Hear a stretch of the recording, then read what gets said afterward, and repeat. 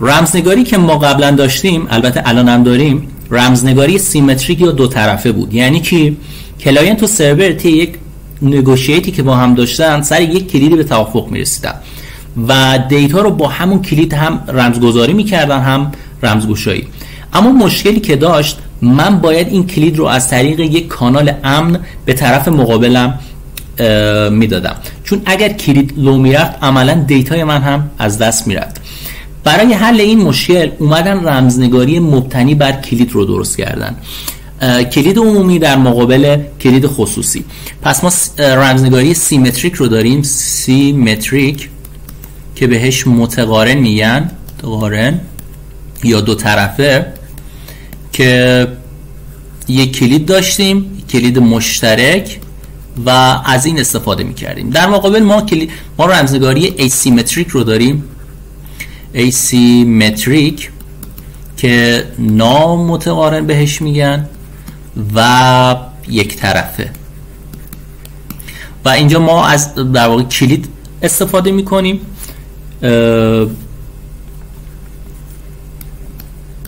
پابلیک کی و پرایوت کی.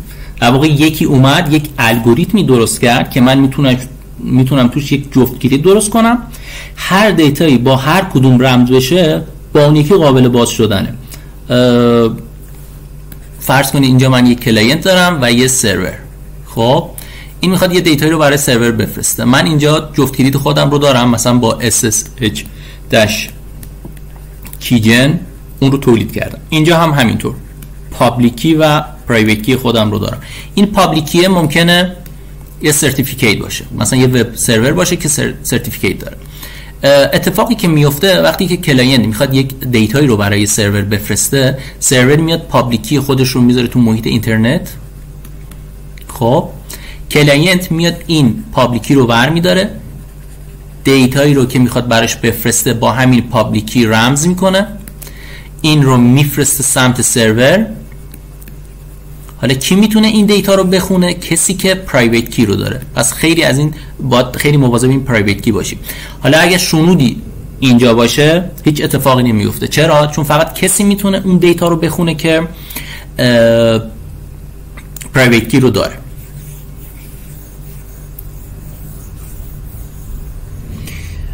اومدن یه سری پروتکل ها رو با استفاده از این الگوریتم امن کردن. بهشون میگن پروتکل های TLS رپر. TLS رپر در واقع میان یک پروتکل کلیر تکست رو سکیورش میکنن. مثلا پروتکل HTTP که با یک رپر میشه HTTP میشه HTTPS، یا مثلا SMTP میشه SMTPS، یا مثلا IMAP میشه IMAPS. پس اینا در واقع برای کانسرن اینن که دیتا رو برای ما انکریپت کنن. پس TLS رپر ها برای این هستن که بتونن محتوای پروتکلی رو که سوار بر TCP هست رو به صورت را رپ کنن و انکریپتش کنن. واسه همین هم هست که هندشیک TLS بعد از هندشیک TLS اتفاق میفته و TCP اصلا مشارکتی توی این بحث نداره. حالا بخوام یه توضیح بدم که این TLS رپرها چطوری میان این کار رو میکنند. در واقع یک لایه هندشیک به لایه TCP اضافه میکنن. داستان TLS یا SSL رو بخوام به صورت خلاصه بگم، کلاینت یک SSL هلو به سمت سرور میفرسته. حالا اینو بعداً با جزئیات بیشتر توضیح میدم. و اینا یک نگوشییتی با هم دارن و به هم دیگه میگن که الگوریتمی رو دارن. کلاینت مثلا میگه من این رو با این ورژن دارم و سرور حالا بهش در ادامه اک میده. تو این مرحله ایسیمتریک میاد سوار میشه، بعدش بر روی یک کلید متقارن یا سیمتریک توافق میکنن که در نهایت کلاینت اون رو ایجاد یا تولید میکنه.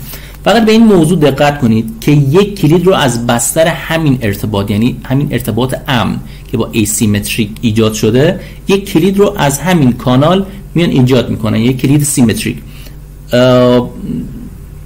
در ادامه کلاینت میاد کلید رو برای سرور میفرسته و سرور بهش اک میده. حالا جفتشون کلید متقارن یا سیمتریک رو دارن و دیتا رو با این روش، یعنی روش متقارن، میان رمزنگاری یا رمزگشایی میکنن و حالا ایسیمتریک حذف میشه. حالا حذف کلمه درستی نیست، اما منظورم از حذف اینه که دیگه مورد استفاده قرار نمیگیره، اما الگوریتم متقارن روی این سواره.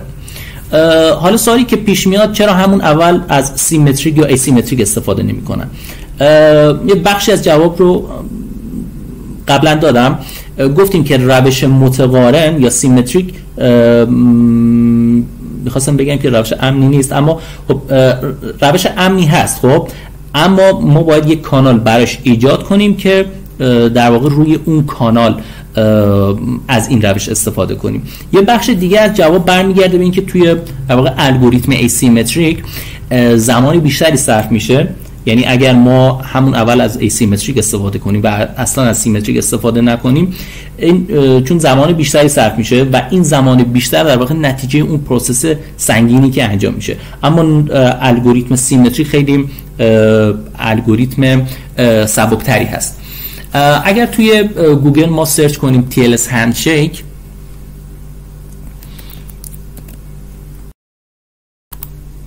این عکس خوبه به نظرم، بازش میکنیم. ببینید اینجا در واقع اتفاقی که داره میفته، اول تریوی هندشیک، خود زومش کنم. اینجا کلاینت اومده یه سینی رو برای سرور فرستاده و میگه که من میخوام یک کانکشن با تو برقرار کنم. در جواب سرور بهش اوکی میده که اینجا معادل اکه و حالا در ادامه یک سین رو برای کلاینت میفرسته که در واقع یک جوابی رو بده و اون هم اوکی رو بده. خب اینجا براش اک میفرسته، یعنی اوکی، من هم اوکی هستم.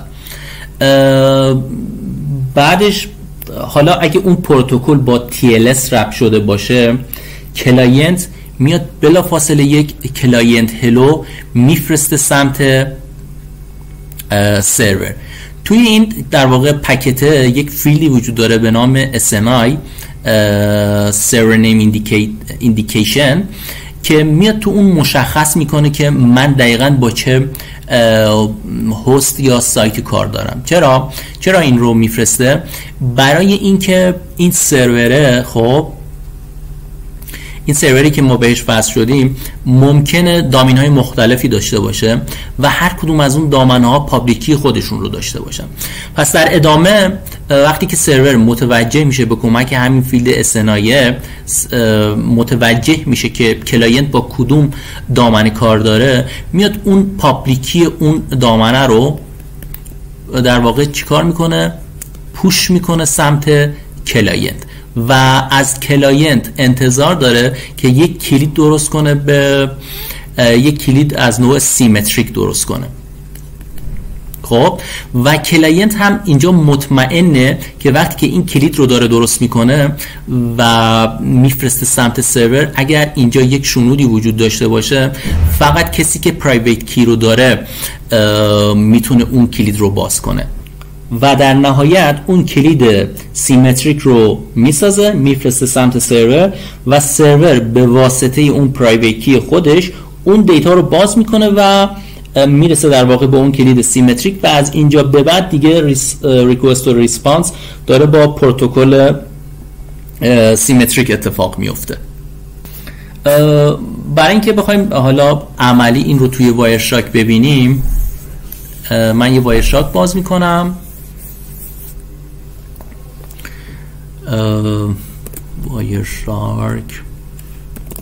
وایرشارک اصلا یه درخواست کرن میزنی به اسنپ. خب اینجا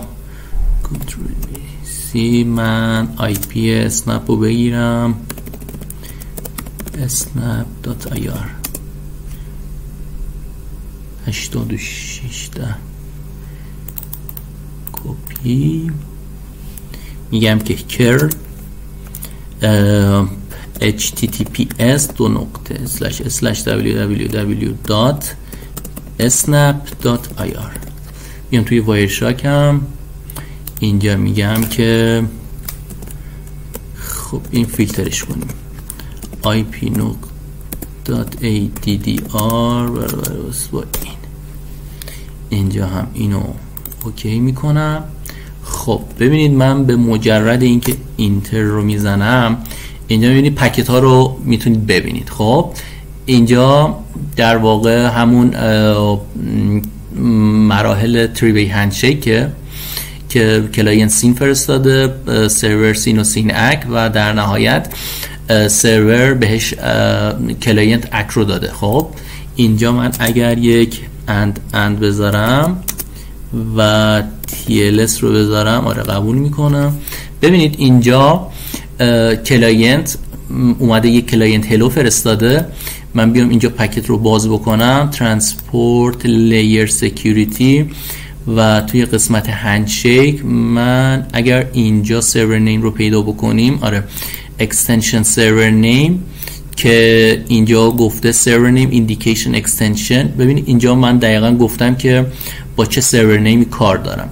تو مرحله بعد سرور میاد براش SSL یک سرور هلو میفرسته و پابلیک کی رو بهش میده و در ادامه حالا کلاینت میاد اون کلید سیمتریک رو درست میکنه. یک نتیجه گیری بخوایم بگیریم، در واقع پروتکل های سیمتریک خیلی پروتکل های افیشنتی هستن و خیلی سریع عمل میکنن. در واقع سربار اضافه شدن نسبت به پروتکل های اسیمتریک خیلی کمتره. منتهای مراتب نکته ماجرا اینه که مایندست سیمتریک اینکریپشن ها بر اساس پری شیرد کی هست، یعنی ما فرض کردیم یک کلیدی از قبل با طرف در واقع شیر شده، اما وقتی که ما در مورد نتورک صحبت میکنیم که ممکنه این وسط یکی باشه و پکت ها رو شنود بکنه که به این تیپ اتک ها اصطلاحاً میگن MITM.